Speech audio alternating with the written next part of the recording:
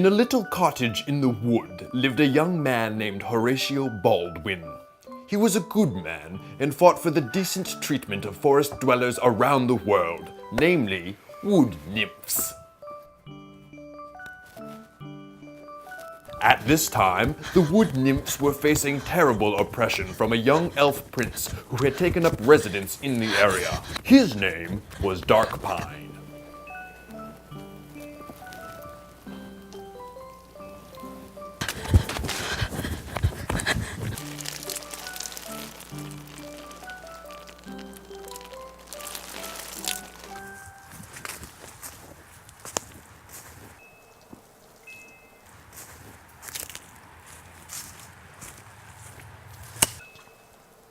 Who's there? Come closer where I can see you. Sir! Oh, kind sir, please help me. Is that a wood nymph I spy? Come closer, I won't bite. What is it you're running from? I've been running for hours now. I think I may have finally gotten away. Yes, but from what? The elf prince Darkpine, of course. Surely you know him. He's the ruler of these woods. Darkpine. It sounds familiar. Oh, he's been holding me in captivity for several days now. It was horrible. He fed me nothing but acorns and bark, and I danced for him until my feet bled. That was the best ever. But you know it would be even better if you did it again, but you lost the attitude. I couldn't bear it any longer. I had to escape.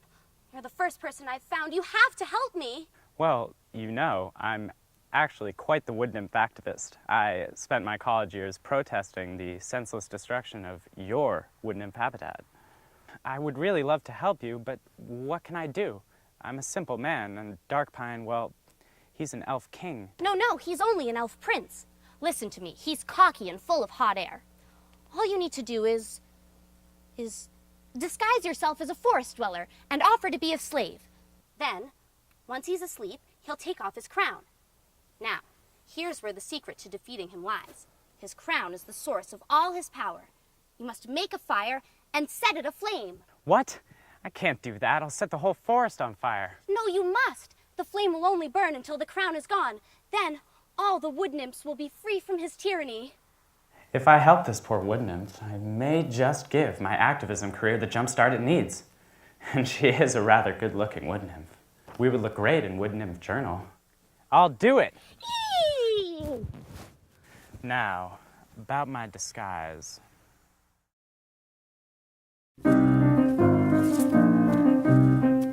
Horatio had in fact heard tales of Darkpine, and he knew that the prince was notorious for stirring up trouble in the wood nymph community.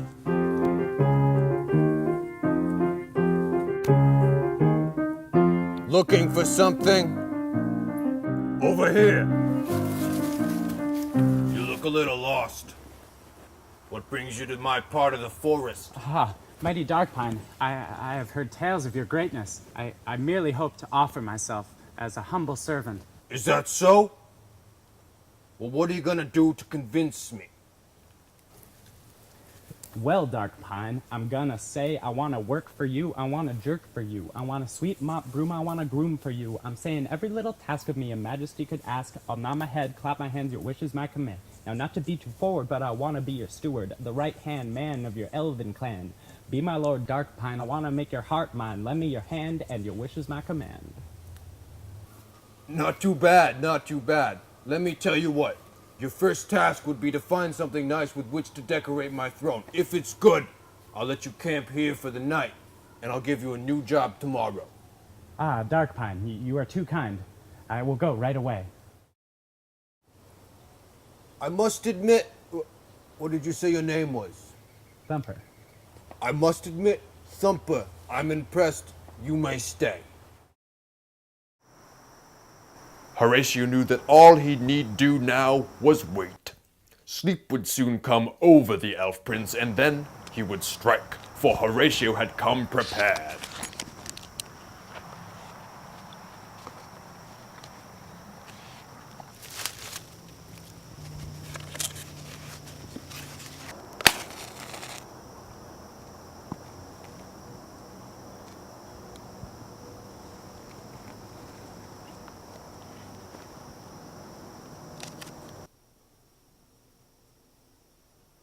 Perhaps Horatio had been a little impatient, for the elf prince awoke.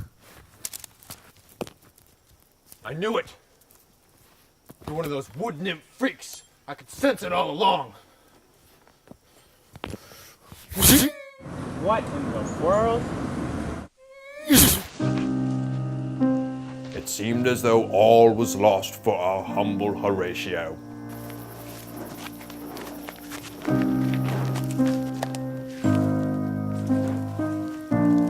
What? You? Give that back this instant! You are now my slave again. Don't even think about running away. And you! I ain't through with you by a damn sight! Horatio, here!